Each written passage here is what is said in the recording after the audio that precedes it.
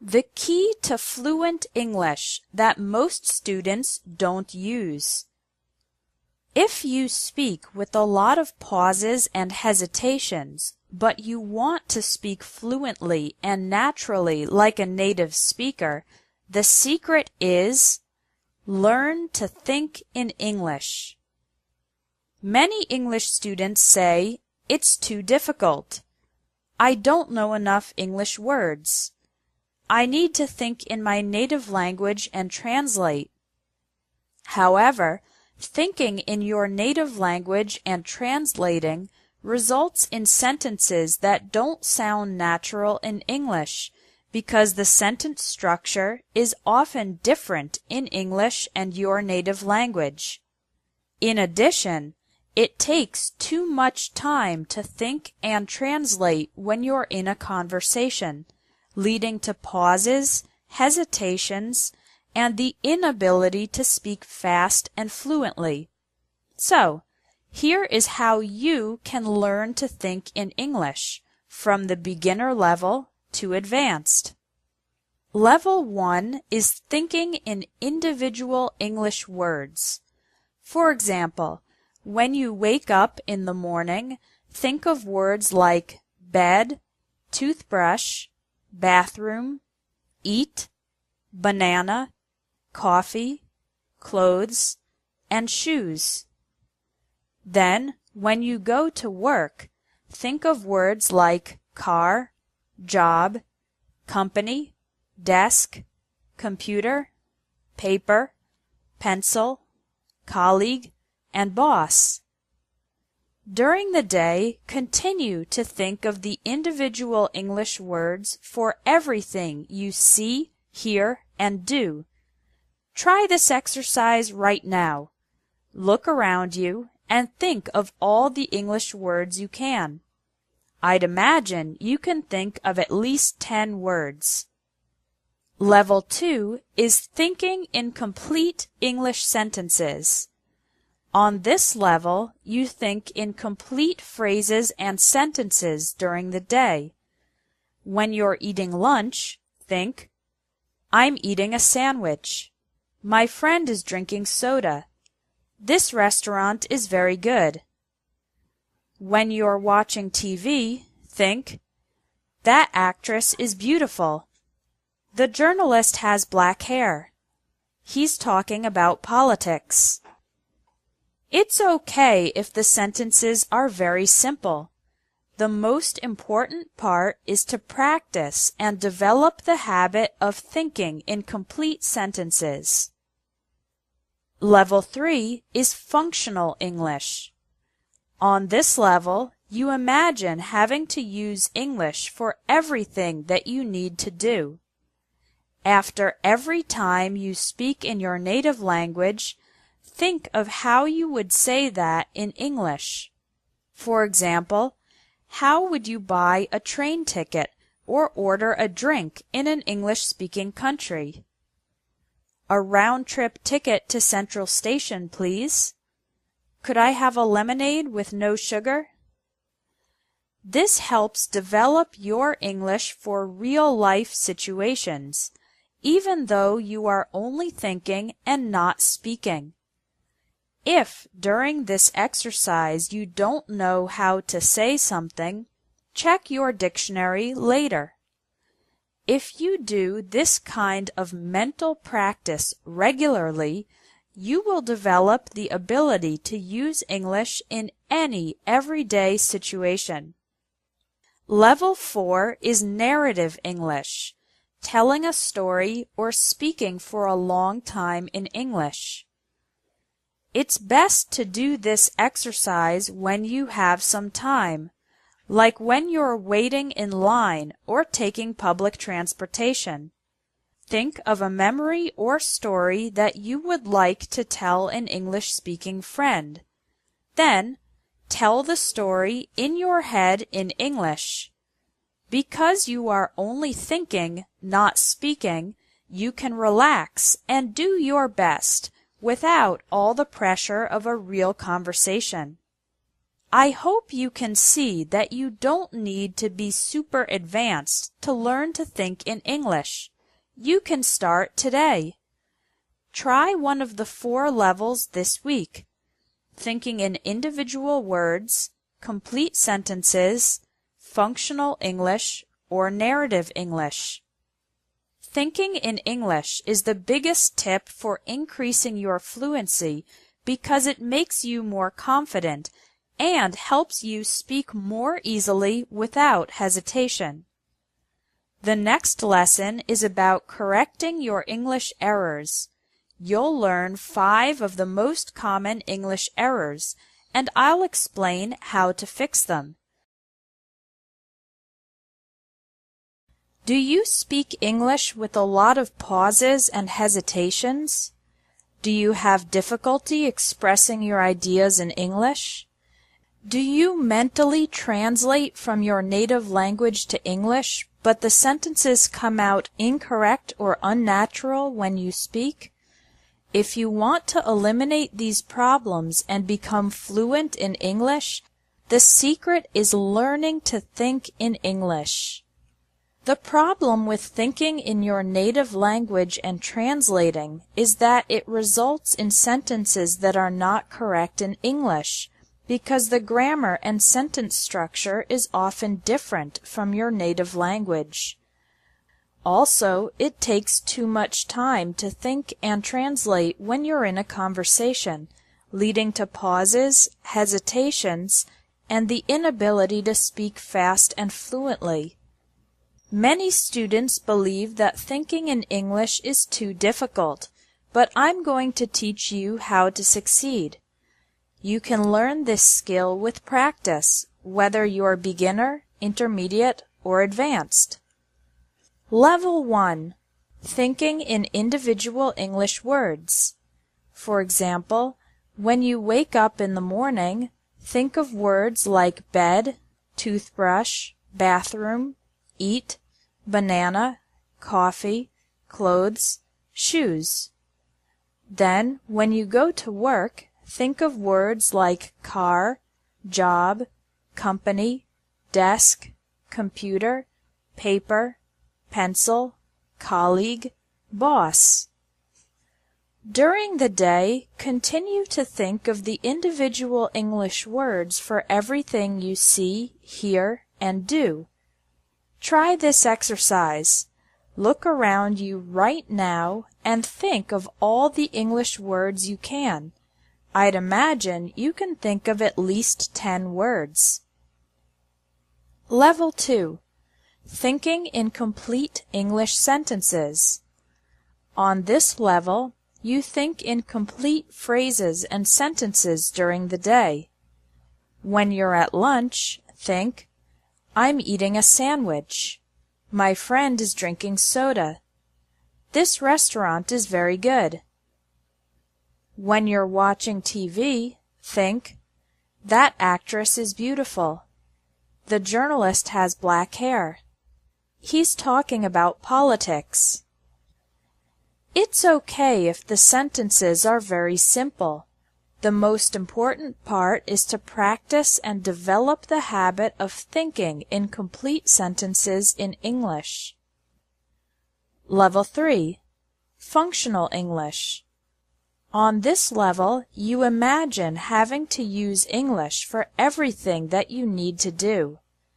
After every time you speak in your native language, think of how you would say that in English. For example, how would you buy a train ticket or order a drink in an English-speaking country? A round-trip ticket to Central Station, please. Could I have a lemonade with no sugar? This helps develop your English for real-life situations, even though you are only thinking and not speaking. If, during this exercise, you don't know how to say something, check your dictionary later. If you do this kind of mental practice regularly, you will develop the ability to use English in any everyday situation. Level 4. Narrative English. telling a story, or speaking in English for a long time. It's best to do this exercise when you have some time, like when you're waiting in line or taking public transportation. Think of a memory or a story that you would like to tell an English-speaking friend. Then, tell the story in your head in English. Because you are only thinking and not speaking, you can relax and do your best without all the pressure of a real conversation. I hope you can see that you don't need to be super advanced to learn to think in English. You can start today. Your action item is to choose one of the 4 levels and try it. Speak English more like a native. Pronunciation practice with reductions. Many English learners pronounce each word clearly and carefully when speaking. However, native speakers don't do this. Natural spoken English has reductions, sounds that become smaller or disappear when spoken at normal speed. This can make spoken English difficult to understand because it sounds fast. You can practice your pronunciation with these examples of common reductions in English. It will help you speak more naturally and understand spoken English better. Let's begin. The word to becomes ta or I think I'm gonna buy a car. She's not gonna like that movie. We're gonna have a party on Friday. Want to becomes wanna. I wanna go out tonight. They don't want to be late.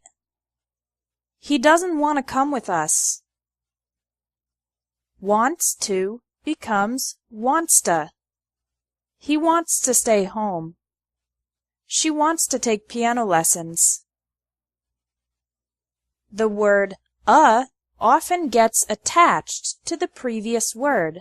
For example, I read a good book. She has a car. We made a mess. They wrote a letter. I bought a bike. Remember, these are not real spelling changes. I'm only writing wrote as rota to emphasize the literal pronunciation. The word you often becomes ya in informal spoken English. Are you hungry? Do you like Japanese food? Have you ever been to Paris? What are you thinking about? Nice to see you again. I don't want you to worry. The word and often becomes n. I ate rice and beans. She likes baseball and soccer. He has a dog and a cat. The bird is blue and yellow. We were singing and dancing. I invited my friends and family. Many students ask me how they can speak English faster, but often the secret is not speaking faster, but speaking with the correct rhythm. Practicing reductions helps the rhythm of your spoken English become more like the rhythm of a native speaker. Thanks for watching English Tips from Espresso English. If you liked this video, please share it. In this lesson, you'll learn why pronunciation is important, you'll practice some difficult words, and I'll also give you an important tip on how to speak more like a native. Consider this. If you are a beginner and you have a small vocabulary, but you have great pronunciation, then you can communicate simply but successfully. On the other hand, if you have advanced grammar and vocabulary, but your pronunciation is bad, then other people won't understand a single word you say. That's why good pronunciation is essential for speaking fluent English. Improving your pronunciation also increases your confidence because you know that whenever you speak, other people will understand you. The key to improving your pronunciation in English is lots of repetition and practice. Just like physical exercise makes your body stronger, pronunciation practice trains your mouth to speak English correctly. Let's practice right now. Here are some words with similar sounds, which are difficult for many English learners to pronounce. Listen to each word and repeat it. It, eat, share, chair, wait, wet, bad, bed, ice, eyes, right, light, free, three, they, day. For more practice, you can click the links to pronunciation lessons under the video, but I want to finish this lesson with a tip for speaking English like a native. You probably already know that individual English words have stress. For example, the word English has the stress on the first syllable, ing. The word improve has the stress on the second syllable, prove. In natural spoken English, complete sentences also have stress. Let me show you an example. Listen to this sentence and try to identify the strong words. On Saturday, he went to a dance party on the beach with a few friends. The stress is on the words Saturday, went, dance, party, beach, and friends. On Saturday, he went to a dance party on the beach with a few friends. This is the general rule for strong and weak words in English sentences. Strong words include nouns, main verbs, adjectives, adverbs, and negatives like don't, didn't, can't, won't, and never. Weak words include pronouns, forms of the verb to be, prepositions, articles, auxiliary verbs, and conjunctions. One way to think of it is that the strong words have the main content or message of the sentence, and the weak words are usually linking or helping words. Every time you speak English, emphasize the strong, important words. This will make the rhythm of your spoken English sound more natural, and you'll be speaking English more like a native speaker. Your action item for today is to take one of the additional pronunciation lessons in the links under this video. If you have time, take them all.